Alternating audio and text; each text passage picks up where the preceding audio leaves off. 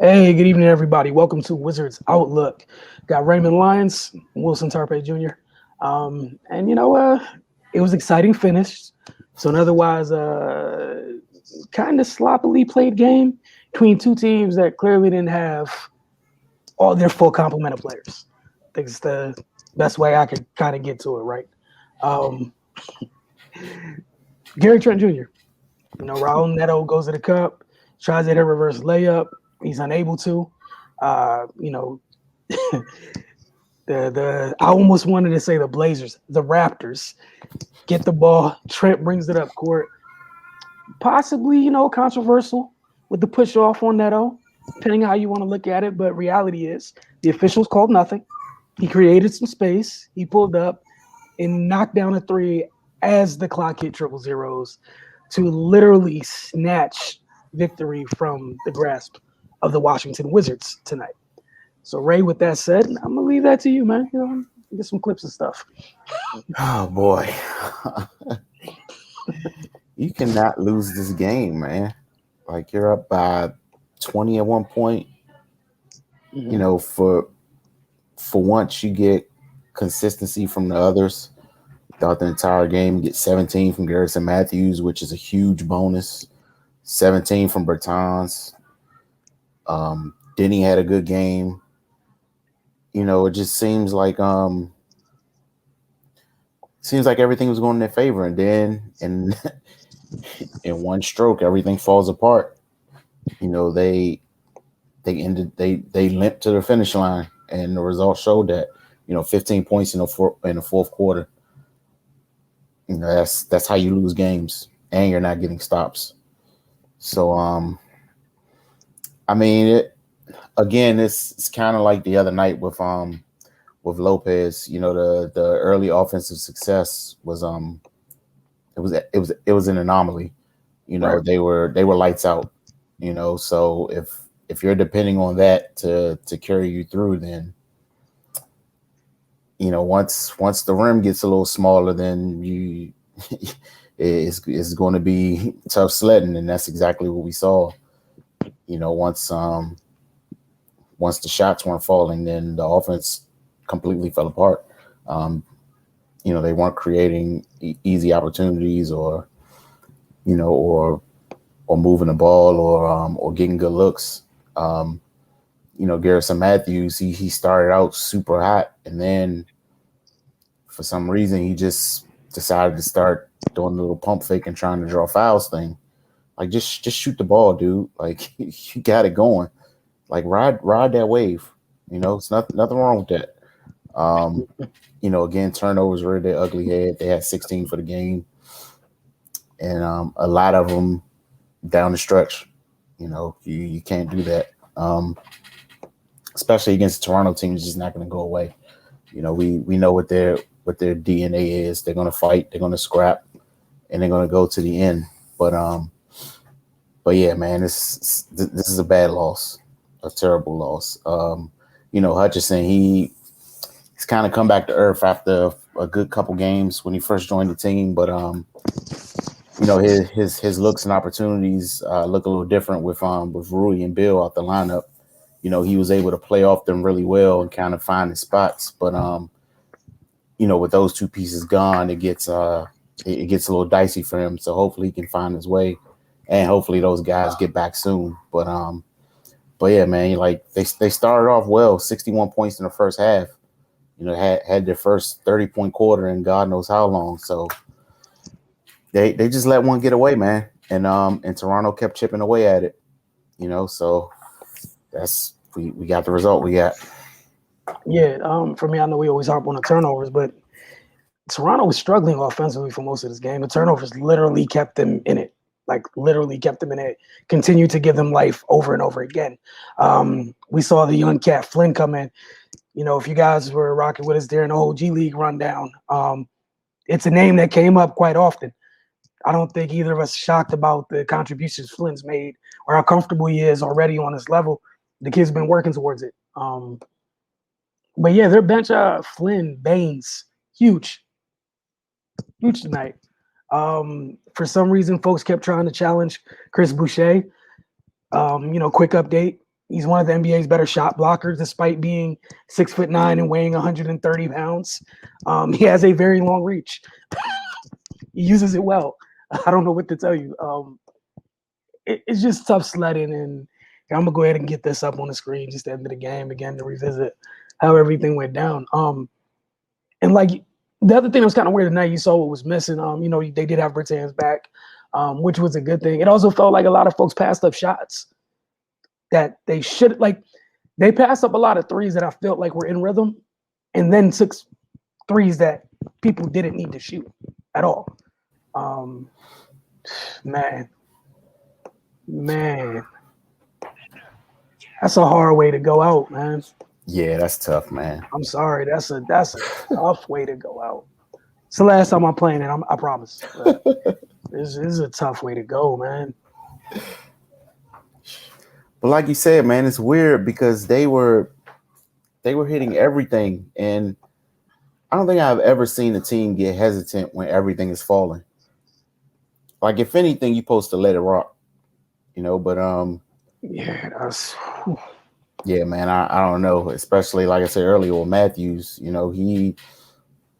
he couldn't miss early in the game, and then got gunshot for some reason. Like I don't know, man. I'm through trying to figure it out. There was even a couple of times when like Gill's in, and it's like we're like literally that's what you're in there to do, right? Passing up threes to go to the basket. I'm like, why? I didn't comprehend the thought process. A lot of the time in the second half, it literally just bad decisions were made. Maybe they didn't result in turnovers. Decisions were made. Yeah, and it caught up to them, and that happened. It's just that's a tough way to go out, man. That's yeah, man. Yeah. After pretty much doing enough of the work that you should have won, maybe not super comfortably because you're not that great of a team, but should have won by like maybe 5, something of that nature. It's not like Toronto has there's no Lowry and Van Vliet to bother you. Flynn and Baines came off the bench and tear. They caused so much havoc.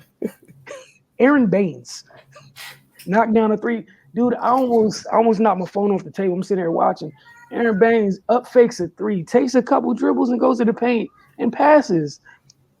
What is going on in your life that Aaron Baines is comfortable enough to put that thing on the floor from 25 feet out? Why are you closing out that hard on Aaron Baines at the 3-point line? Look, man, this decisions, man. It was just really weird. Then Flynn had Hutchinson in the torture chamber. Every time Hutchinson was on Flynn, that boy is at the basket. It was just a matter if it was for 3, for a possible and 1, or was it just 2? He was just at the rim. And it's tough, man, because it's one of those things where you did enough work to win, and then your bad habits are bad habits. I mean, it's obviously an excellent shot by Gary Trent, but little things. It shouldn't have got to that point. Yeah, I guess that's what we're pretty much saying. And again, I'm just talking about like maybe the over-reliance on the 3-point shot tonight. Usually Washington's been kind of consistent with outscoring their opponents in the paint. Tonight, Toronto outscored them by 30, 64-34 in the paint. Which is one of the first time within the last couple games somebody's done that to Washington in the paint, because for the most part, they've been attacking the paint, a lot of the drop-offs and stuff, get to the bigs, things of that nature. But I mean, it is what it is. All right, we're going to get to some of these comments before we get out of here, because this is the first of the 6-game road trip, and we do not have enough time to provide group therapy for all of those Wizards fans trying to talk themselves through this, because I'm not going to do that to myself or to you.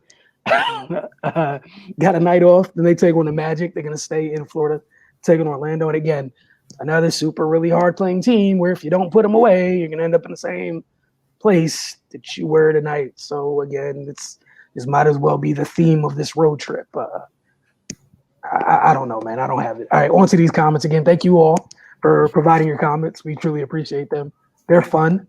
And just a reminder, whether you comment on Instagram, Twitter, or Facebook, we will see them. I know a lot of folks comment on the Finest Magazine YouTube page, which is also great. That's where most of them coming from. But again, if you comment during the show, we see you guys. Instagram, I can't put it on the screen if it's on Instagram, but if you comment on Facebook or on Twitter, I can't put it on the screen in real time. So again, look forward to your engagement. Please don't let the YouTube folks have all the fun. Like, you gotta You already watched. You might as well, share your thoughts. All right. Here we go. Ray from Amari Von Nelson. A week. I'm taking the rest of the season off, to be honest. I just tune in for updates on coaching changes and get my game summary from this show. We truly appreciate you, Amari.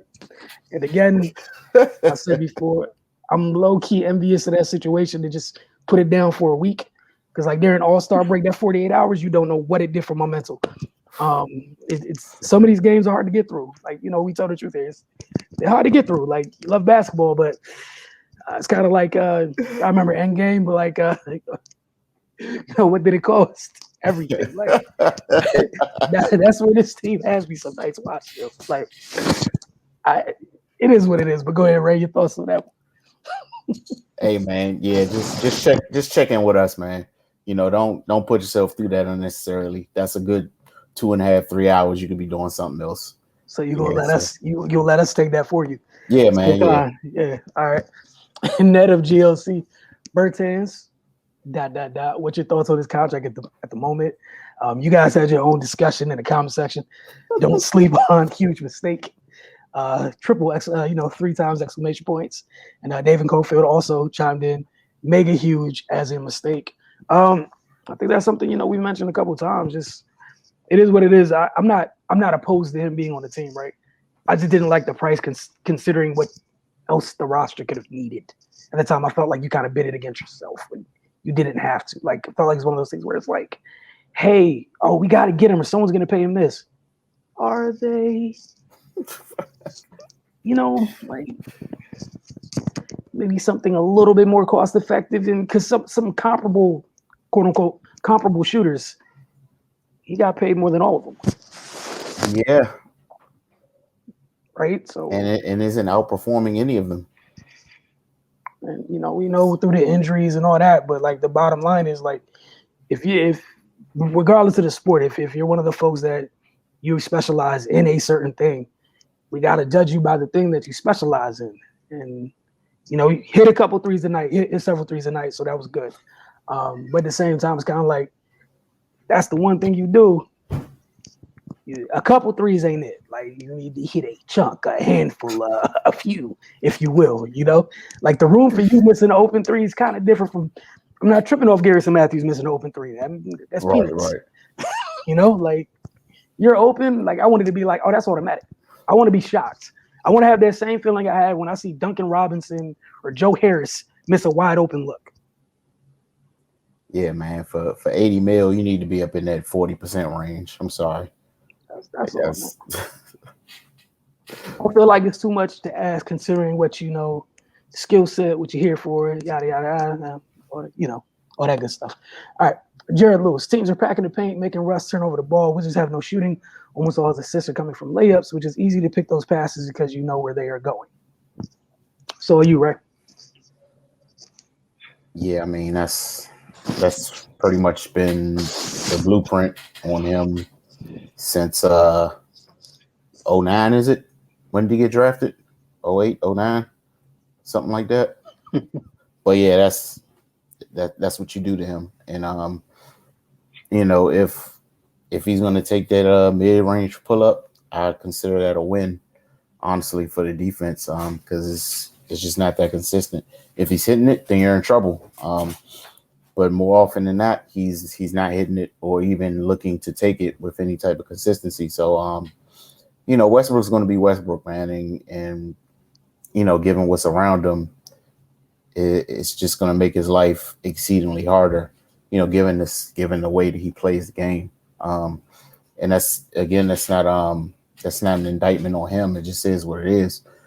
But yeah, if we can see it, then trust and believe people that are being paid handsomely to see it are recognizing it as well. So they're just making it tough for him, and he's got to make better decisions. And they just gotta do a better job on offense, period, man.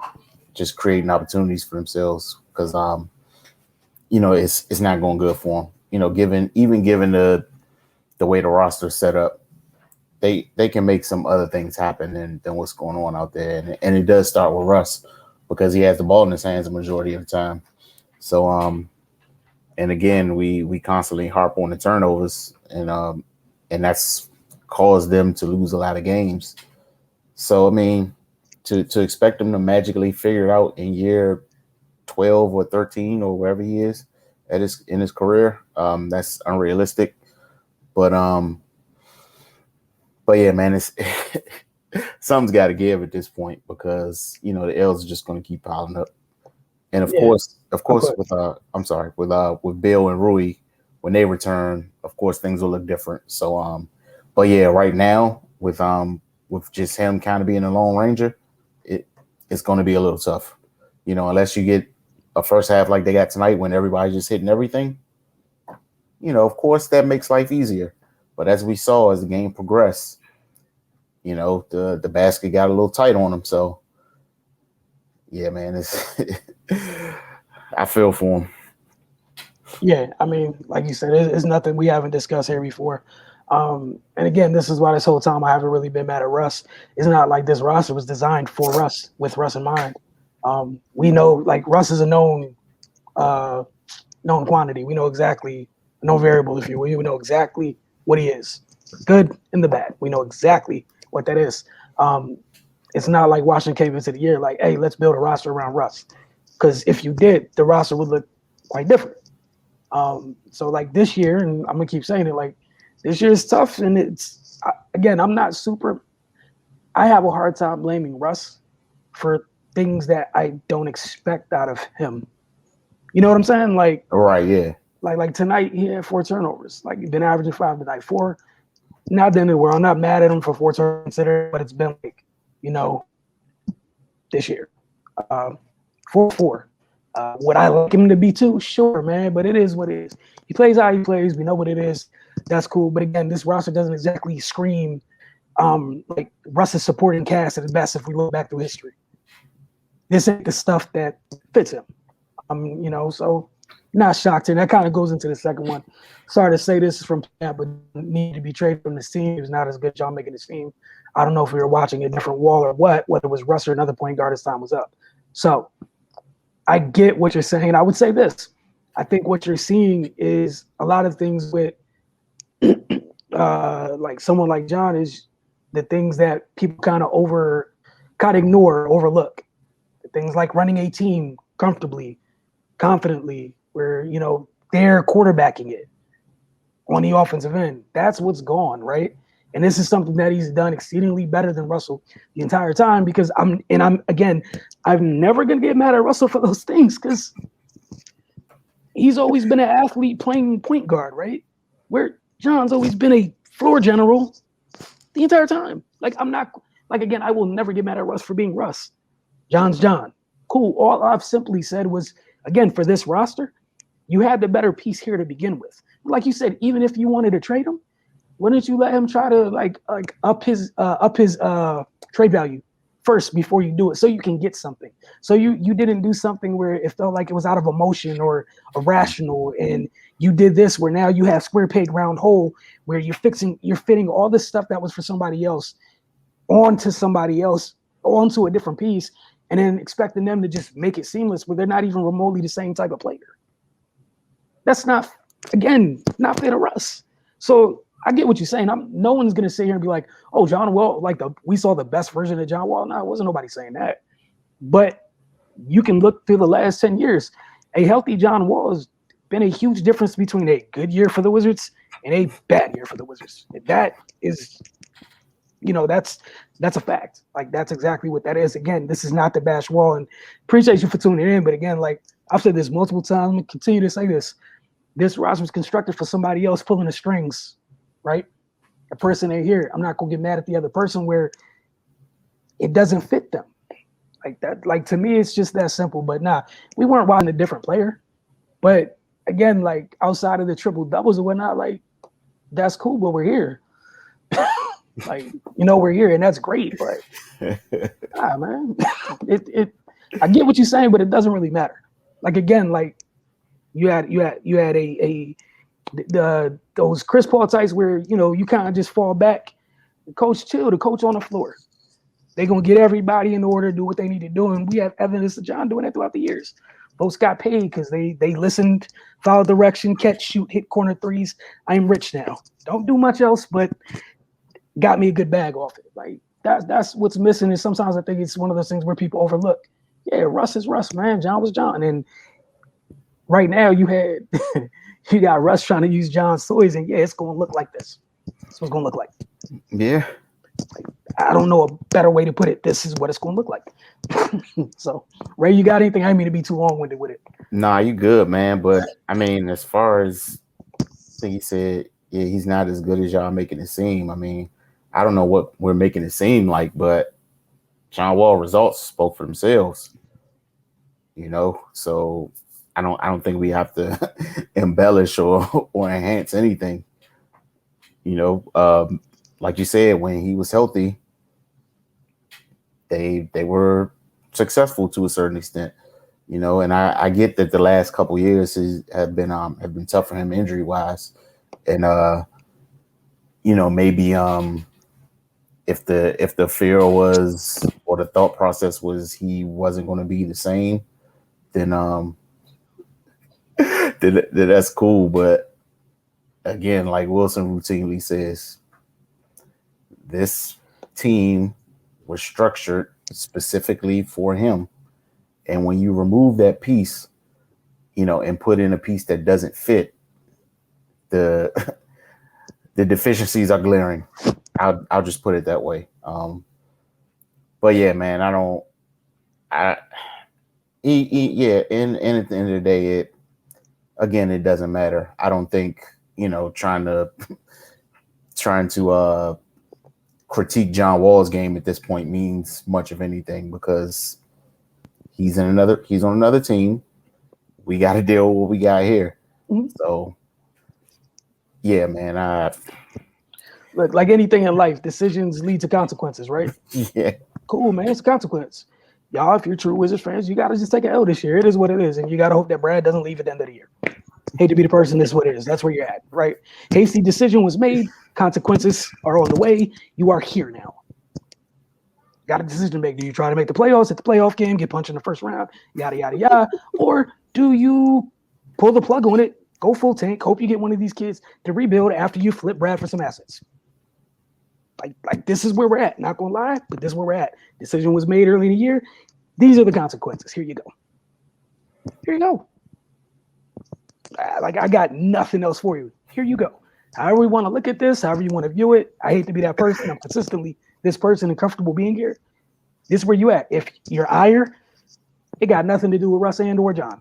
Your ire needs to be directed a little bit higher than that, because that's where they at. Like, you gotta look at the roster. We're watching the Knicks, bang with Brooklyn tonight. We watched like 4 teams get better in the East and overtake Washington because decisions that were made. So again, like, yeah, if you were gonna trade John for Russ, cool, man, do what you do, not an issue. Where's the plan behind it? Because right now you got square peg, round hole, in consequences. Consequences. Horrible consequences that repeat themselves. They play themselves out in a different fashion every single night. Right? Like, don't know what to tell you. Like, this is where we're at. So nobody's bringing along this mythological version of mythological version of Wall. But what I can tell you, you can go find any stats you want to go look at. Them turnovers is different, brother. Turnovers is different. Turnovers are different, and offenses flow differently. And this is not the knock triple doubles. Triple doubles are triple doubles. That is what Russ has done. Has been nothing short of amazing, and that's great. But you have to have a certain thing around him if you want to have a Russ-led team reach its peak. Them things ain't here in Washington. Like, Steven Adams ain't walking through that door. All right? You got a front court like this ain't somebody boxing out and Russ snatching them. This is Russ got to go get every last one. Every last one. Jesus. Because they need it. So very different. Again, we appreciate you. We appreciate your comments, though, man. We definitely do it. All right, last but not least, David Confield. Outside of Bill, Westbrook, Matthews, and Neto. Outside of Bill, Westbrook, Matthews, Neto, Gafford, and Hutchinson, the Wizards need to let the rest of the team go, period. And for the life of me, I don't understand how Scott Brooks could even play Lopez, and Lynn is clumsy as hell. Gafford needs a start, but they definitely need to rebuild around Bill and Westbrook for next season. All caps, this is the worst Wizards team in the past decade. All you, Ray. Well, I mean, Gafford's hurt right now, so he's not in the equation at the moment. But I mean, you listed quite a lot of players there, and then said the rest let the rest of the team go. I mean, let them go and do what with them? You can't trade them, because if you trade them, you're going to get a player of equal or lesser value. So that's pretty much an exercise in futility. We need to get away from complaining about the roster, to be perfectly honest. We're here, and it's not much potential to get anything better in the near future, given what you have. So, I know. My bad. Go ahead. Go ahead. I'm sorry. So I mean, for the time being, like Wilson said, make a decision. Either we're just gonna go full, try to get a top 3 pick, or really try to make the most of what's going on this season. But to be perfectly honest, I don't think this team is really built to to try to make any sort of push. They're too inconsistent. Frankly, they're just too soft at times. And then they're dealing with injuries. With Bill's been out a few games. Rui's missed the last 2. Gafford, he had the injury, which was detrimental, because what he brought seemed to kind of energize the entire team, and they look good with him in the lineup. So it's just a comedy of misfortunes here. And yeah, man, the trade deadline's passed. They're not getting new people. Let it go. Finish out the rest of the season and see what happens this summer. Hopefully they don't have to be in a position where they're trying to figure out what's the best package they can get in return for Bradley Beal. So yeah, man, Right. I'm over this roster construction issue at this point. They just need to play better. I'm gonna keep going back. This is how I'm gonna end the rest of the year. Is this same statement? Decisions have consequences. Roster, you're looking at it. All right. So these are your decisions. There's a couple ways you can go with this. For all you guys that want to get younger and pretty much hit the reset button, because there's not going to be an ideal right fit around this stuff unless you literally just ask folks to. Ideally, right? Perfect world. This is what y'all got. Find a way that Bill commits to sitting through a quote unquote retooling, rebuild, reshuffling of said roster. Find a way to then, if you want to keep Russ, that's cool. That's on you too, whatever. Because I'm just thinking like you're running out of assets to use to acquire other things, right? Russ is one of those deals where it's extremely hard to move him unless you give up things in the future. You're going to have to send a couple of those things, which is why, again, going back to that very early decision this year in which you moved to first for this swap here. Decisions have consequences. $80 million. Interested to see how one moves on from that deal, or how long you have to wait. Like you just came off, and it's not the same, he's remotely the same thing, but like you just came off something where you were paying a bunch of money and he had to sit on a roster, even though he couldn't really help you. Obviously a little bit different. Like Bertans, he's not Jan or whatever. You know what I'm saying? Mm-hmm. Clearly not the same thing, but it's similar to it is similar in the fact where you got somebody, the price tag doesn't fit the production. What you gonna do about it now? Right? And then ideally with some of the youngsters or whatever, if you want to decisions lead to consequences. I ain't got nothing for you. We'll see what happens. This is Raymond Lyons from Wilson Tarpey Jr. for Wizards Outlook. We'll be back with you guys. We're gonna take a break from Wizards Outlook for a day, but enjoy Tuesday. We'll be back with you guys Wednesday night.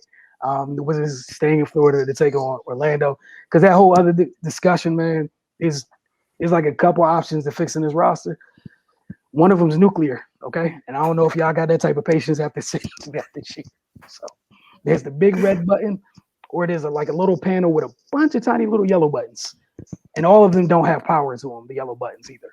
So those options. Everyone's not picking up the phone. when you hit some of those buttons. So we will see. Get back with us later tonight. Wrap up within the madness on the men's side with the men's national tournament game, title game, which is going on right now. So probably gonna go tune into that. And you guys have a good one.